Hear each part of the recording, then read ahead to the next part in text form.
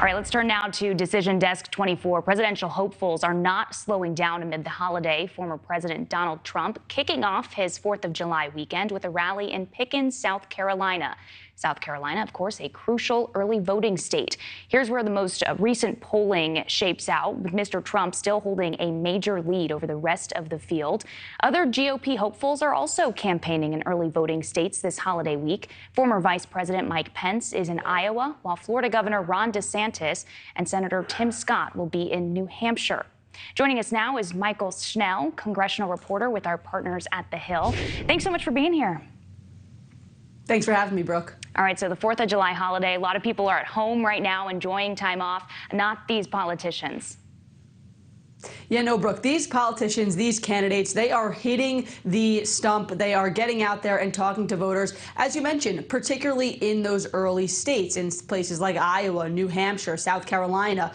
This is significant, and it's particular of why they're there. It's because those are the first states in the primary season. And in those states, this retail politics, meeting with the candidates, getting a face-to-face interface with them, that is crucial for landing their vote. And of course, those early states will set the tone for the remainder of the primary calendar.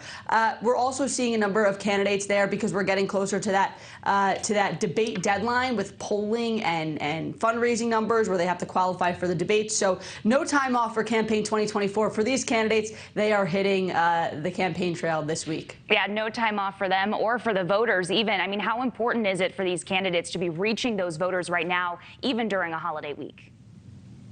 Yeah, it's really significant. Again, first off, with these states in particular, them being at the front of the primary calendar, that's significant because that can really set the tone for the remainder of the primary season. We think back to 2020, it was on the other side of the aisle, but Pete Buttigieg, he was a little-known mayor. He ended up winning the Iowa caucus, which was just a very significant victory for him and a significant moment in the Democratic primary. A candidate who had very little name ID, he ended up winning, and that sort of set the tone for him for a couple of the primaries to come. Of course, he ended up then dropping out, throwing his support behind President Biden. But these early states can really set the tone for the remainder of the primary season, which is why we're seeing a number of candidates really emphasize them and focus on them so early on, because they want to capitalize on those potential gains when Election Day comes. I know we're talking a lot about the GOP hopefuls here, but I also want to mention President Joe Biden. What's he doing this week in terms of his campaigning?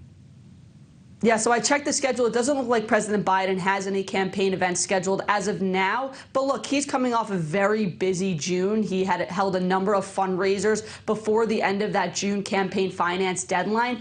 This is the first deadline that he's facing as an actual candidate. So we'll have to see how much, a full quarter of when he was able to campaign. We'll have to see how much money he brought in. But look, even though he doesn't have any events on the calendar as of right now, he will, of course, take part in the July 4th festivities that you get to take part in as the President of the United States. And again, he's coming off that really significant fundraising trip where he raised, he was hitting a lot of zip codes and speaking to a lot of voters and donors, hoping to rack up those funds for the campaign to come. A full plate for everyone. Mychael Schnell, thanks so much for joining us. Thanks for having me. Thank you for watching. Go to newsnationnow.com to find News Nation on your television provider. And don't forget to click the red subscribe button below to get more of News Nation's fact-driven, unbiased coverage.